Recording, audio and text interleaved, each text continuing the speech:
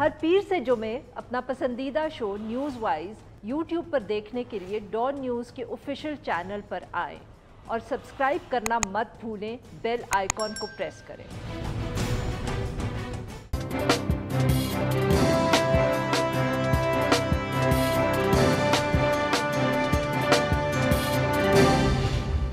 Welcome to news wise, मैं हूँ आरिफा नूर। आज प्रोग्राम में सबसे पहले हम जिक्र करेंगे पाकिस्तान को जो मुआशी महाज के ऊपर दरपेश चैलेंजेस हैं, और इनको अगर हम गौर से देखें तो हम कह सकते हैं कि तीन जो अहम चैलेंजेस हैं वो इस वक्त हमारे सामने हैं। सबसे पहला तो ऑब्वियसली आज की जो सबसे बड़ी खबर भी है फैटफ के हवाले से है। दूसरा टैक्स रेवेन्यू टारगेट है और उसके साथ जो IMF के साथ होने वाली बातचीत है। सबसे पहले ऑब्वियसली आज की जो ताज़ा तरीन ख़बर है वो है फैटफ के हवाले से। पेरिस के अंदर ताज़ा तरीन इजलास हुआ फाइनेंशियल एक्शन टास्क फोर्स का, और ये फ़ैसला सामने आया कि पाकिस्तान को मज़ीद ग्रे लिस्ट पे अभी कुछ और अरसे के लिए रहना पड़ेगा। फैटफ का जो इलामिया था उसके मुताबिक पाकिस्तान को 2018 में जो एक्शन प्लान दिया गया था उसके 27 में से 21 जो नुकात हैं उनके ऊपर अमल दरामद जो है वो हो चुका है, मगर जो बाकी 6 नुकात हैं वो अभी रहते हैं। उनके ऊपर अमल करना जो है लाजमी है और यही अब फैटफ मॉनिटर करेगा। फैटफ हुकाम का ये कहना है कि पाकिस्तान की जो पेशरफ्त है उसके ऊपर उनको इत्मीनान है, मगर जो मनी लॉन्ड्रिंग है और टेरर फाइनेंसिंग है उस हवाले से अभी जो सज़ा का निज़ाम है क्रिमिनल जस्टिस सिस्टम के अंदर उसको बेहतर बनाने की ज़रूरत है। दूसरा जो अहम चैलेंज है उसके हवाले से भी आज फाइनेंस मिनिस्टर ने अपनी तकरीर की पार्लियामेंट के अंदर, और उन्होंने उसके अंदर ज़िक्र किया एक दफ़े फिर जो रेवेन्यू टारगेट्स हैं जो पाकिस्तान को मीट करने हैं। इख्तितामी बजट की तकरीर करते हुए फाइनेंस मिनिस्टर ने शौकत तरीन साहब ने ये कहा कि नए बजट के अंदर 12 के करीब जो विद होल्डिंग टैक्सेस हैं उनको उन्होंने ख़त्म करने का ऐलान किया, जबकि दूध और जो दीगर डेयरी प्रोडक्ट्स हैं उनके ऊपर लगाया गया टैक्स वापस लेने का भी ऐलान किया है। इसके साथ साथ टैक्स वसूली का जो निज़ाम है उसको मुकम्मल तौर पर ऑटोमेट करने का भी दावा किया वज़ीर ख़जाना ने अपनी तकरीर के अंदर। तीसरा और बड़ा जो मुआशी चैलेंज है वो ऑब्वियसली IMF के साथ जो पाकिस्तान के जारी मुज़ाकरात हैं। ख़ुद वज़ीर ख़जाना ने आज ये इंकशाफ किया है कि IMF की तरफ से 150 अरब के नए टैक्सेस लगाने का कहा गया है, मगर हुकूमत ने फ़िलहाल इनकार कर दिया है और कहा है कि टैक्स वसूली को बेहतर किया जा रहा है, बढ़ाया जा रहा है। इन तीनों इश्यूज़ के ऊपर बात करने के लिए आज हमारे साथ मौजूद हैं डॉक्टर आयशा गौस, साबिक वज़ीर ख़जाना है पंजाब की, साबिक माफ़ करिएगा रहनुमा है पाकिस्तान मुस्लिम लीग नवाज़ की, और हमारे साथ मौजूद हैं डॉक्टर आबिद सुलेरी साहब, सरबराह है SDPI के, माहिर माशियात। Welcome to the show both of you. जी पहले अगर हम थोड़ी सी फैटफ के हवाले से गुफ्तगू कर ले। जी डॉक्टर आबिद सर, आपसे गुफ्तगू का आगाज़ करेंगे। Was today's decision expected? जी ये एक्सपेक्टेड था और मेरा ख्याल है कि इस वक्त Pakistan is in the right direction.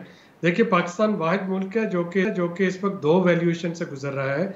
एक तो फैटफ की वैल्यूएशन है जिसमें 27 में से 26 एक्शन प्लान ऐसे हैं जिसमें कि पाकिस्तान या तो कंप्लायंट है या लार्जली कंप्लायंट है। पाकिस्तान ने वो तमाम जो पॉलिसीज़ और जो प्रोसीजर में जो लकूनास थे लॉज में वो उनको सफिशेंटली कंप्लीट कर लिया। सिर्फ एक एक्शन प्लान रह गया है जो है कि जी जो हेड्स ऑफ ऑर्गेनाइजेशन है जो कि UN ने जिनको टेररिस्ट ऑर्गेनाइजेशन डिक्लेयर किया है उनको भी पकड़ा जाए और उनको एग्जीक्यूट किया जाए। तो ये एक ऐसा एक्शन पॉइंट है जिस पे कि पाकिस्तान काम कर रहा है और इंशाल्लाह अगली प्लेनरी तक उस पर काम कर रहा होगा। ये तो एक था। जो दूसरा था वो है एशिया पैसिफिक ग्रुप की जो म्यूचुअल वैल्यूएशन हो रही थी। अभी पिछले हफ्ते ही 5 रुकनी जो ज्वाइंट ग्रुप था जिसमें भारत, फ्रांस, जर्मनी, UK और चाइना शामिल थे, उन्होंने पाकिस्तान का रिव्यू किया और उन्होंने टेररिज्म फाइनेंसिंग के हवाले से कोई चीज़ नहीं कही। आउट ऑफ 67 पॉइंट्स, पहले ये 82 थे, लास्ट जो रिव्यू हुआ उसमें 67 रह गए थे, अब 60 जो हैं 60 उन पे पाकिस्तान ने अमल कर दिया है। 7 सिर्फ ऐसे पॉइंट हैं जिन पे के, और वो मनी लॉन्ड्रिंग के हवाले से हैं, उनकी मुख्तलिफ रेगुलेटरी बॉडीज़ के हवाले से, जिन पे कि पाकिस्तान ऑलरेडी काम कर रहा है। तो उन 7 पे अभी काम होना है। तो आई एम होपफुल कि जो अगली प्लेनरी होगी उसमें इन 7 पे भी और जो एक पॉइंट रह गया है फैटअप का, इनका इकट्ठा आउटपुट जो है वो पेश किया जाएगा और फिर एक ऑन साइट विजिट का फैसला होगा। डॉक्टर साहब, ये अगली प्लेनरी कब है? Very quickly. ये सितंबर, अगली प्लेनरी सितंबर में होगी। हाँ जी, तो वहाँ पे पाकिस्तान का दोबारा जायजा लिया जाएगा। तो यानी आप देखिए कि 27 में से अब सिर्फ एक एक्शन प्लान रह गया फैटअप का, 82 में से सिर्फ 7 जो हैं वो रह गए एशिया पैसिफिक ग्रुप के।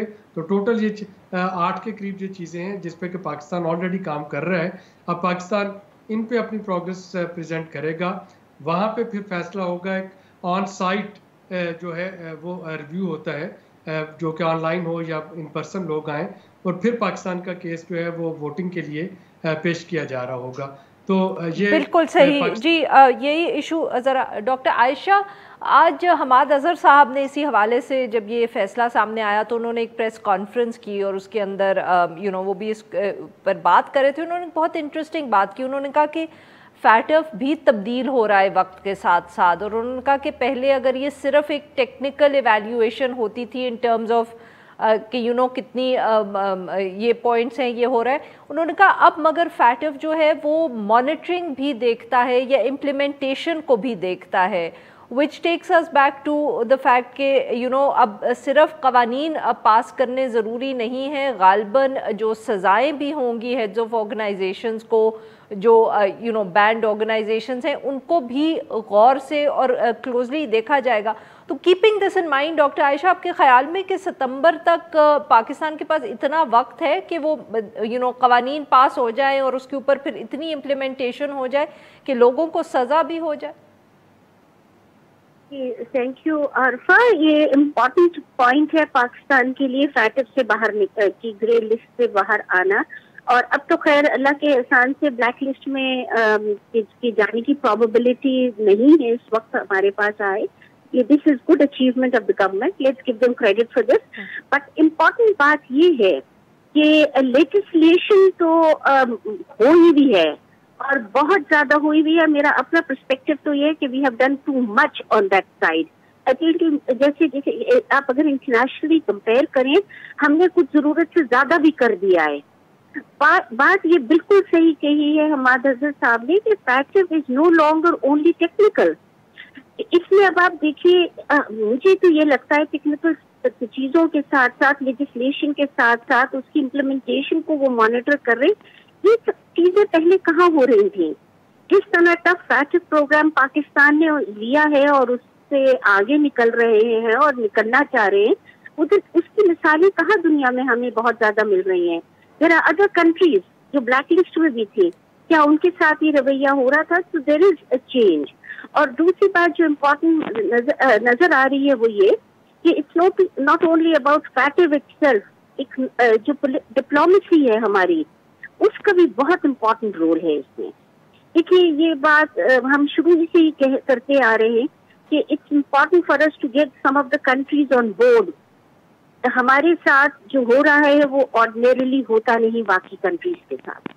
तो ये एक और एरिया है जिसपे हमें बहुत मेरे ख्याल से इस वक्त बहुत ज्यादा जोर देना है, क्योंकि सितंबर is not very far away. जो कवानीन की इम्प्लीमेंटेशन चाह रहे हैं उसमें सिस्टम्स का सेट होना, और ये कोई मामूली बात ही नहीं, प्रोसिक्यूशन होना, ये सब का नहीं, इससे टाइम लगता है। मुझे नहीं पता, हमारी कोई डिटेल ब्रीफिंग हो हमाद अज़हर साहब से तो वो बताएं इस वक्त स्टेट ऑफ इम्प्लीमेंटेशन क्या है। जो हमें इस स्टेज पे लग रहा है it's a challenge and a lot needs to be done. तो हमें दोनों तरफ काम करना है। एक तो ये कि इसको इम्प्लीमेंट करें बिकॉज इट्स वेरी इंपॉर्टेंट कि अब हमें ये हमारे सर से ये फैटफ की तलवार हटे, और दूसरा ये कि फॉरेन ऑफिस को भी थोड़ा सा अपना रोल इसमें बहुत एग्रेसिवली प्ले करना है। बिल्कुल सही। नाज़रीन, हम अपने दो मेहमानों से गुफ्तगू जारी रखेंगे, but short break, stay with अस।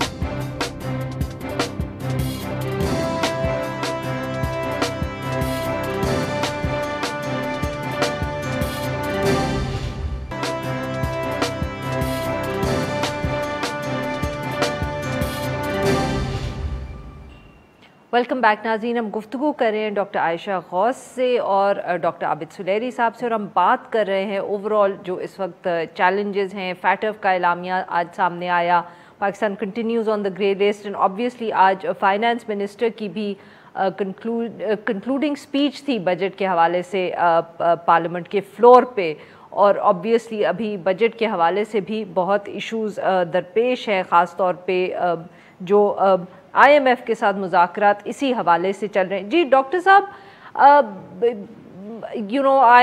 बहुत ज़िक्र हो रहा है, ऑपोजिशन की तरफ से भी इल्ज़ाम लगा कि IMF के साथ जो इस वक्त टॉक्स हैं वो कोई इतनी अच्छी नहीं जा रही हैं, विच इज़ वाई रिव्यू को डिले कर दिया गया है, अब बात सितंबर तक चली गई है। सर ये आप इसको किस तरह देख रहे हैं? मेरा ख्याल है गिलास आधा भरा हुआ है। देखिए, पाकिस्तान ने जो पिछले या रवां माली साल की जो ग्रोथ थी वो एक अनएक्सपेक्टेड ग्रोथ था, वर्ल्ड बैंक और IMF के अंदाज़ों से दुगनी है तकरीबन। तो पाकिस्तान के पास एक सॉलिड केस है कि अगर हम अपनी मर्ज़ी की पेसिंग और सीक्वेंसिंग करें तो हम रेवेन्यू जो है वो जनरेट कर सकते हैं। जो अगर हमें अपनी मर्ज़ी का से जो इलेक्ट्रिसिटी जो है एनर्जी सर्कुलर डेट उसको ख़त्म करने का या कंटेन करने का मौका दिया जाए तो हम इसको करके दिखा सकते हैं। तो IMF जो है वो पाकिस्तान को अब पहला क्वार्टर दे रही होगी अगले माली साल का, कि जुलाई से लेकर सितंबर तक पाकिस्तान ने अगर तो उस वक्त रेवेन्यू टारगेट उस क्वार्टर के लिए मीट कर लिया या एनर्जी सर्कुलर डेट को कंटेन कर लिया, तो IMF को पाकिस्तान के हुकूमत पाकिस्तान के दिए हुए सजेशंस कि जी पेसिंग और सीक्वेंसिंग हमारी मर्जी पे हो, उसको तस्लीम करने में कोई आर नहीं होगा। अगर उन 3 महीनों में नहीं कर सका तो फिर ज़ाहिर IMF का जो अपर हैंड होगा कि चूंकि आप नाकाम रहे हैं लिहाजा आप हमारी बात माने, हमारी शराइत माने। तो ये अब डिपेंड करता है कि पाकिस्तान कितना प्रोएक्टिवली जो है उन 3 सेक्टर्स में, एग्रीकल्चर में, सर्विसेज में और इंडस्ट्री में ग्रोथ ला सकता है, कितना प्रोएक्टिवली रेवेन्यू कलेक्ट कर सकता है, और कितना proactively energy circular debt tariff बढ़ाए बगैर, जो कि वज़ीर आज़म कहते हैं कि अक्रॉस द बोर्ड टैरिफ नहीं बढ़ाने, टैरिफ बढ़ाए बगैर अगर पाकिस्तान कर पाता है तो IMF को ये तो नहीं है कि IMF लाजमी चाह रहा है कि बिजली का यूनिट 30 रुपए का ही। जी डॉक्टर आयशा, ऑब्वियसली जैसे doctor Suleri looking at the glass half full, पर जो रेवेन्यू टारगेट है उसके ऊपर बहुत सवाल उठाए जा रहे हैं, जो कि कर पाएंगे, किस तरह कर पाएंगे। फाइनेंस मिनिस्टर की भी ऑब्वियसली वो भी बातें तो करते हैं, ख़ास तौर पे जो उन्होंने कहा कि हम लोगों के ऊपर ज़्यादा बोझ नहीं डालना चाहते, मगर साथ में जो एक एम्बिशियस एजेंडा हम कह सकते हैं FBR के लिए उनका है, वो कहते हैं हमने टैक्स भी कलेक्ट करना है, हमने लोगों को तंग भी नहीं करना या करने नहीं देंगे। ये सब कैसे होगा? देखिए अरफा, बजट की सारी क्रेडिबिलिटी हिंज कर रही है रेवेन्यू मोबिलाइज होगा या नहीं होगा।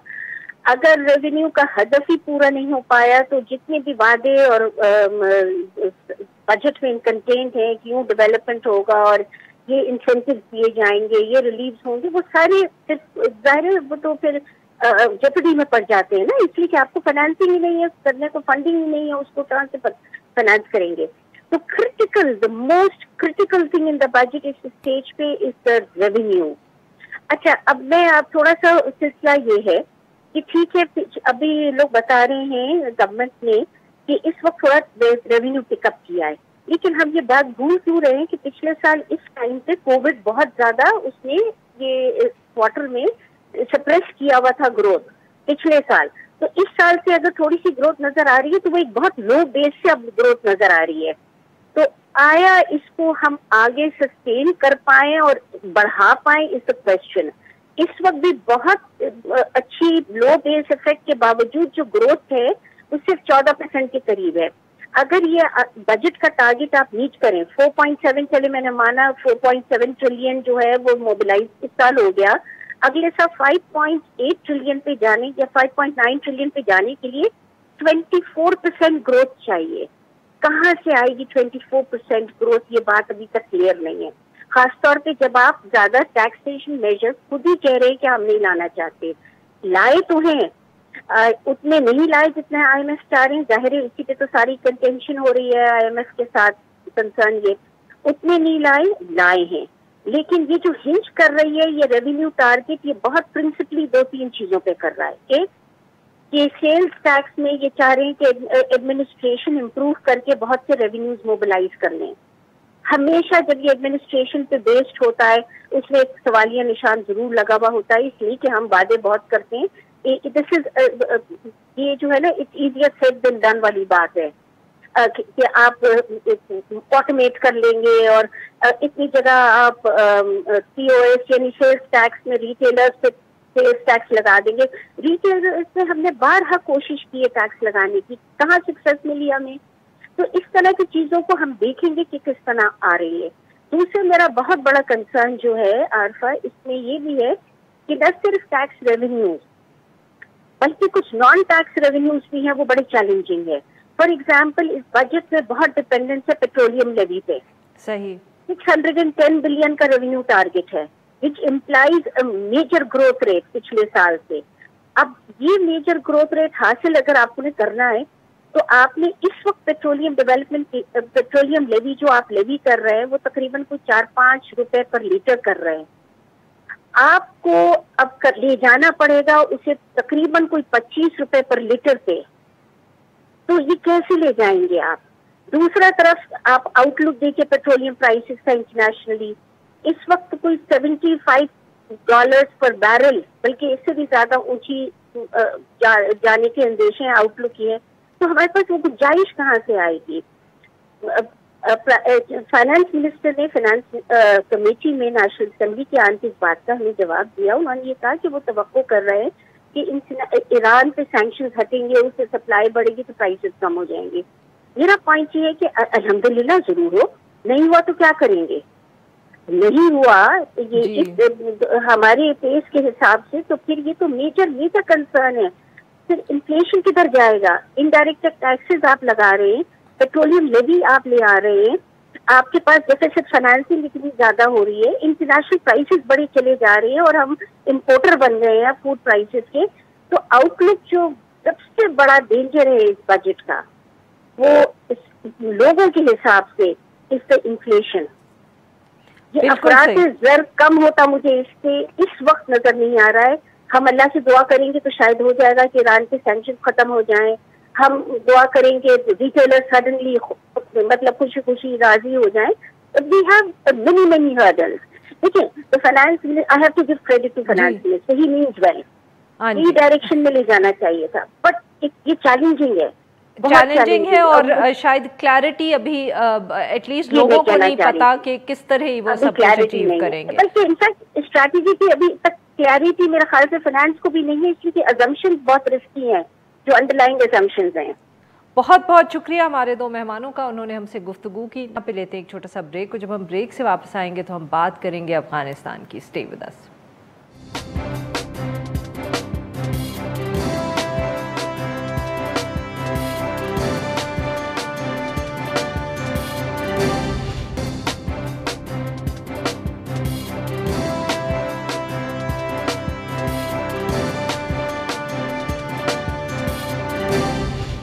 Welcome back. پروگرام کے اس حصے میں ہم ذکر کریں گے افغانستان کی جو بگڑتی ہوئی صورتحال ہے. ایک طرف تو افغانستان سے جو امریکی فورسز ہیں ان کا انخلا تیزی سے جاری ہے. امریکی صدر جو بائیڈن جو ہے ان کے مطابق اس سال 9/11 کی جو اینیورسری ہوگی اس سے پہلے یہ انخلا جو ہے مکمل کر لیا جائے گا، مگر کچھ لوگ تو کہتے ہیں کہ یہ جولائی تک ہی مکمل زیادہ تر ہو جائے گا. دوسری طرف افغانستان کے اندر دن بدن شدت پسندی جو ہے وہ بڑھتی چلی جا رہی ہے. پہلے اگر خبریں یہ آتی تھیں کہ اٹیکس کا ہم ذکر سنتے تھے اور لوگوں کی جو جانیں جا رہی ہیں، تو اب آہستہ آہستہ اس طرح کی بھی خبریں بہت زیادہ آ رہی ہیں کہ کہاں کہاں طالبان نے اٹیک کیا اور کس طرح جو افغان فورسز تھیں انہوں نے ہتھیار ڈال بھی دیے. امریکی جریدہ واشنگٹن پوسٹ کی جو تازہ ترین رپورٹ ہے اس کے مطابق افغان حکومت نے طالبان کی جو بڑھتی ہوئی کارروائیاں ہیں ان کے خلاف شمالی اتحاد سے تعاون مانگ لیا ہے، اور اس حوالے سے اب باقاعدہ جو صف بندی ہے وہ بھی شروع کر دی گئی ہے. اس کے ساتھ ساتھ دوحہ کے اندر بھارتی قیادت کی افغان طالبان کے ساتھ جو ہے ملاقات کی خبریں بھی سامنے آ رہی ہیں۔ امریکی فوجوں کا جو انخلا ہے اسی کے تناظر میں وزیر اعظم عمران خان نے ریسنٹلی جو ایک انٹرویو دیا امریکی ٹی وی کو، تو اس کے اندر انہوں نے واضح کر دیا کہ امریکہ کے نکلنے کے بعد پاکستان کسی طور پر بھی افغانستان میں کارروائیوں کے لیے اپنی ایئر بیسز نہیں دے گا، کیونکہ ایسا کرنے کی صورت میں براہ راست جو وکٹم ہے وہ پاکستان خود بنے گا۔ مگر اس ایسی سٹیٹمنٹس کے باوجود افغان قیادت اور جو پاکستان ہے اس کے درمیان جو بد اعتمادی ہے وہ برقرار ہے ابھی تک۔ اسی تناظر کے اندر اشرف غنی صاحب کی جو بائیڈن جو امریکن پریزیڈنٹ ہیں ان سے ملاقات بھی ہونے جا رہی ہے۔ سارے معاملے کے اوپر گفتگو کرنے کے لیے آج ہمارے ساتھ موجود ایاز وزیر صاحب سابق سفیر ہیں اور طاہر خان صاحب سینئر صحافی ہیں اور ماہر افغان امور۔ ویلکم ٹو دا شو جینٹلمن۔ جی طاہر صاحب، سب سے پہلے تو سر یہ بتائیے گا، تو یہ جو بہت پچھلے دنوں میں خبریں آئیں، اطلاعات آئیں کہ جو طالبان ہے ان کا جو ہم کہہ رہے ہیں کہ کنٹرول ہے افغانستان کے مختلف صوبوں پہ وہ بڑھتا چلا جا رہا ہے، یہ کس حد تک درست بات ہے؟ اور سر آپ اس کو کس طرح دیکھ رہے ہیں؟ یہ ایک دم کیا کارروائیوں کے اندر شدت آئی ہے، یا یہ ہے کہ یہ ہو پہلے سے ہی رہا تھا مگر اب میڈیا کے اندر زیادہ اٹینشن مل رہی ہے اس کو؟ بہت شکریہ آپ کا ایاز وزیر صاحب کی اجازت سے آپ نے مجھ سے چونکہ پہلا سوال کیا ہے تو میں جواب دوں گا۔ 3 دن پہلے جب سلامتی کونسل میں افغانستان پہ بحث ہو رہی تھی تو افغانستان کے لیے جو نمائندہ خصوصی ہے خاتون، انہوں نے جو فگر انہوں نے پیش کیے تھے، طالبان نے جو ابھی جن اضلاع پہ قبضہ کیا ہے، کنٹرول کیا ہے، تو انہوں نے کہا کہ 1 مئی سے 22 جون تک تقریباً اور 50 اس نے کہا تھا 50 سے زائد، یہ تو انہوں نے کہا تھا۔ اور طالبان سے کل جب میری ان سے لیٹسٹ کے حوالے سے بات ہوئی ہے تو طالبان نے کہا تھا کہ انہوں نے کچھ جو فگر مجھے دیے تھے وہ کہ انہوں نے 94 کا دعویٰ کیا تھا۔ دعویٰ اس لیے کہوں گا کہ آزادانہ اس کی وہ تصدیق تو ذرا تھوڑا سا مشکل ہوتا ہے، لیکن طالبان کے ترجمان نے یہ بھی کہا کہ اس وقت تک ان کے 155 اضلاع ان کے کنٹرول میں ہے۔ اور میں نے یہ بھی ان سے پوچھا جو آپ مجھ سے سوال کر رہی ہے، اسی طرح کے جب معاہدہ بھی ہوا ہے، بین الافغانی مذاکرات بھی جاری ہے، تو یہ طالبان کیوں یہ کام کر رہے ہیں؟ تو انہوں نے کہا کہ معاہدے میں اس کا کوئی ذکر نہیں ہے کہ طالبان مزید پیش قدمی نہیں کریں گے یا اسی طرح آپریشن نہیں کریں گے۔ باقی ان کو یہ گلہ ہے کہ امریکیوں نے طالبان کے بقول 1 مئی سے اپنا وعدہ پورا نہیں کیا نکلنے کا۔ دوسرا انہوں نے یہ کہا کہ ان کے قیدیوں کو جو 6 سے 7 ہزار تک باقیہ قیدی ہے اس کو رہا نہیں کیا گیا۔ انہوں نے یہ بھی کہا کہ ان کے جو رہنما ہے ان کو ابھی تک سلامتی کونسل کے جو پابندیوں والی فہرست ہے ان سے نہیں، تو ان کے اپنے گلے شکوے ہے اور وہ دفاع کر رہے ہیں اس کو۔ کل بلکہ طالبان نے سراج الدین حقانی کا ایک آڈیو پیغام آواز میں وہ نشر کیا ہے، جاری کیا ہے، جو میں نے بھی سنا ہے۔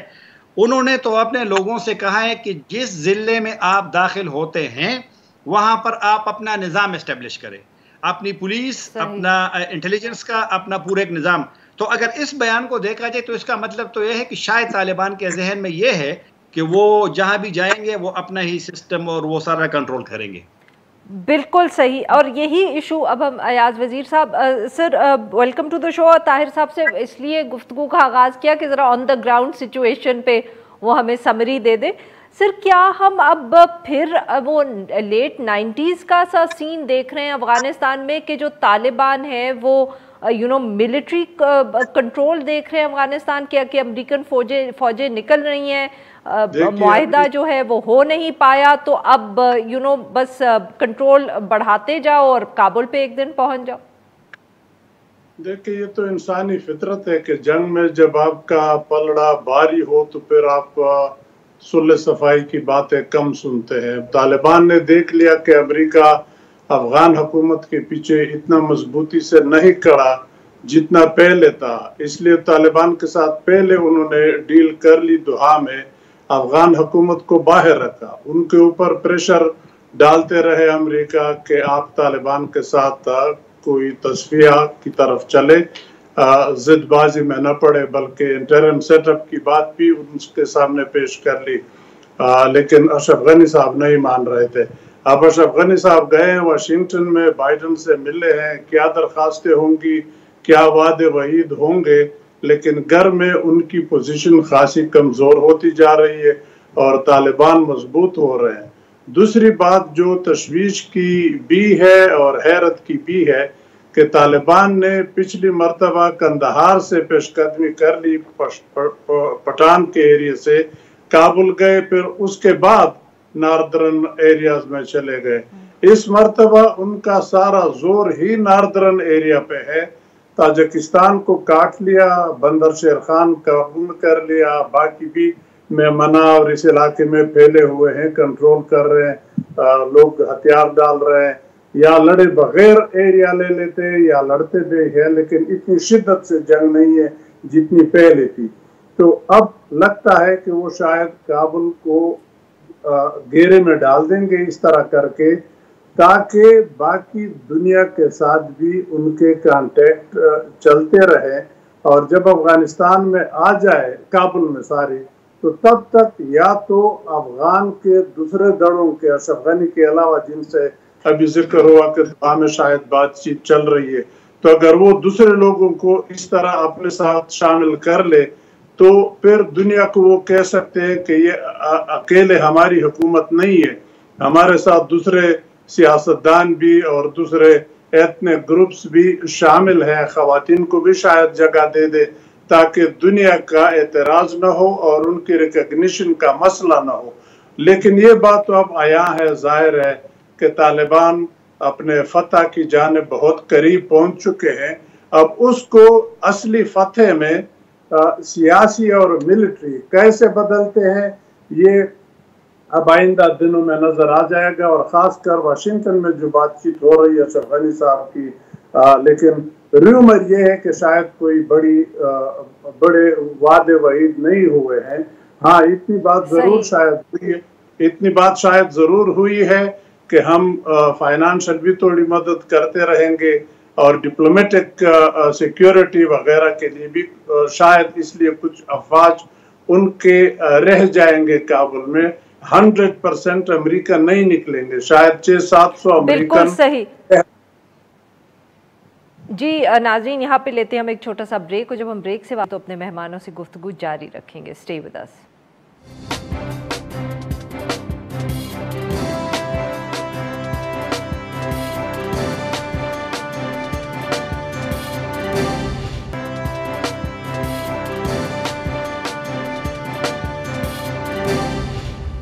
वेलकम बैक नाजरीन। हम गुफ्तगू करें अयाज वज़ीर साहब से और ताहिर ख़ान साहब से। ताहिर साहब, अफ़गानिस्तान में अब सर कितना जो हम एक्सपेक्ट कर रहे हैं कि एकदम जब वहाँ वायलेंस बढ़ेगा हमारे लिए मसाइल बढ़ेंगे, इस तरफ दहशत गर्दी के हम वाक़यात देखेंगे, रेफ्यूजीज़ का मसला देखेंगे। Sir, will this start sooner rather than later? मतलब कि हम जो एक्सपेक्ट कर रहे थे उससे भी पहले ये सब कुछ अब शुरू हो जाएगा? ये किसी को तवक्को नहीं थी कि ये जो हो रहा है, लेकिन अब पाकिस्तान, कल जो ईरानी नुमाइंदा खुसूसी आए थे इस्लामाबाद, तो जो यहाँ उनके क़रात हुए कल, तो मैंने एक ऑफिशियल से जो मुलाकातों में मौजूद था कि ये क्या हो रहा है, क्या, तो वो है कि अब पाकिस्तान और ईरान इस पे एग्री कर गए हैं कि हम मुश्तरका तौर पे काम करें। ईरान को भी तशवीश है जो वहाँ हो रहा है। ईरान ने कल कहा है पाकिस्तान के ऑफिशियल्स को कि हम नहीं चाहते कि तालिबान वहाँ जो उनके जो पड़ोस में 3 सूबे हैं, हेरात है, फरा है, तो वो वहाँ पे ना आए, करीब ना आए। और इसी तरह जिस तरह ताजिकिस्तान का जिक्र भी किया अपने वज़ीर साहब ने, एज वज़ीर साहब ने, वहाँ भी परेशानी है कि वो वहाँ पर पहुँच गए हैं और वो जो ट्रेड का बहुत अहम एक शेर खान बंदर है उस पर उन्होंने कंट्रोल ले लिया है। तो पड़ोसियों को भी है और पाकिस्तान को भी समझ नहीं आ रही कि पाकिस्तान क्या करे। जो चंद दिन पहले यहाँ पर नशिस्त हुई थी, मीटिंग हुई थी, वो इंटेलिजेंस कमेटी की जो बनी है अभी रिसेंटली, तो उसमें भी अफगानिस्तान मेरे ख्याल में ज़रूर अहम मौजू होगा। पाकिस्तान को भी ये तवक्को नहीं थी, ईरान को भी नहीं थी, सेंट्रल एशियन को भी नहीं थी, क्योंकि ज़्यादा तवक्कुआत होती कि बैनुल अफ़गानी मुज़ाकरात لیکن بدقسمت یہ بھی ہے کہ بین الافغانی مذاکرات 10واں مہینہ ہے ابھی یہ جو شروع ہے، اس میں ابھی کوئی وہاں سے خبر ہی نہیں آ رہی ہے کہ وہاں کیا صورتحال ہے. ابھی تازہ جو خبریں آ رہی ہے کہ اب میڈیشن کی بات قطر کر رہا ہے کہ کوئی اس میں، کیونکہ طالبان اور افغان حکومت کے مذاکرات میں کچھ بھی پیش رفت نہیں ہو رہی اور اس طرف لڑائی بڑھ گئی ہے. اور یہ ایک ضلع پر جب آپ قبضہ کرتے ہیں تو آپ کو انکریجمنٹ ہوتی ہے، اور یہ جو بغیر مزاحمت کے وہاں سے سیکیورٹی فورسز نکل جاتی ہے، یہ طالبان کو مزید وہ مورال جو بوسٹ والا وہ چکر ہے وہ تو ایک مشکل. پاکستان بھی پریشان ہے لیکن کوئی کچھ کر ہی نہیں سکتا کہ کس طریقے سے طالبان کو روکیں. اچھا ایاز صاحب، یہ بات جو طاہر صاحب نے کی ہے کہ اس وقت تو لگتا ہے کہ جیسے کوئی بھی کچھ نہیں کر سکتا. پاکستان حکومت جو ہے وہ شور ڈال رہی ہے، امریکہ جو ہے وہ سمجھ نہیں لگتا کہ وہ کچھ کرنے کی پوزیشن میں ہے، کابل حکومت کا بھی یہی حال ہے. Sir, is it a state of paralysis?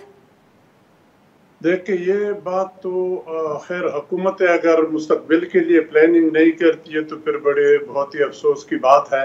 Afghanistan جل رہا ہے خاصے عرصے سے، اور یہ تو ہونا تھا جو ہو رہا ہے. ہر ایک دیکھ رہا تھا کہ افغانستان میں آسانی سے حکومت چینج نہیں ہوگی، کچھ مشکلات آئیں گے. تو ان مشکلات کا تدارک ہے، اس کے لیے بندوبست کرنا ضروری بھی تھا اور کرنا بھی چاہیے تھا. لیکن ساتھ ساتھ میں یہ سمجھتا ہوں کہ اس مرتبہ طالبان کو بھی سمجھ آئی ہے پچھلے تجربے سے کہ اگر انہوں نے بالکل اسی طرح دندناتے کابل پہ قبضہ کر لیا تو اور دنیا تو چھوڑو، شاید پاکستان بھی اس کو ڈپلومیٹک ریکگنیشن نہ دے، مشکلات ہو جائیں گی. تو وہ چاہیں گے کہ افغان حکومت کو گھیرے میں رکھے اور پھر ان کے ساتھ ڈیل کر کے ایک ایسی حکومت درمیان میں لائے کہ ساری دنیا اس پہ متفق ہو، نیبرز خاص کر امریکہ خاص کر، پھر وہ حکومت چلائے.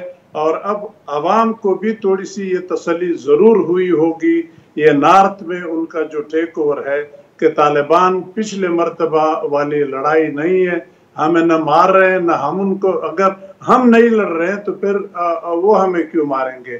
تو وہ ایک بہت بڑا، میں سمجھتا ہوں جنگ کے دوران اچھی ایک مثال ہے کہ لوگ اتنے گھبرائے ہوئے نہیں ہیں کہ وہ بس بالکل بھاگ جائے ہر سمت میں کہ افغانستان سے نکلنا ہے. تو ان کا بھی خیال کریں گے. بہت بہت شکریہ ہمارے دو مہمانوں کا. انہوں نے ہم کی ناظرین آج کے لیے بس اتنا ہی. Now we will be back on Monday.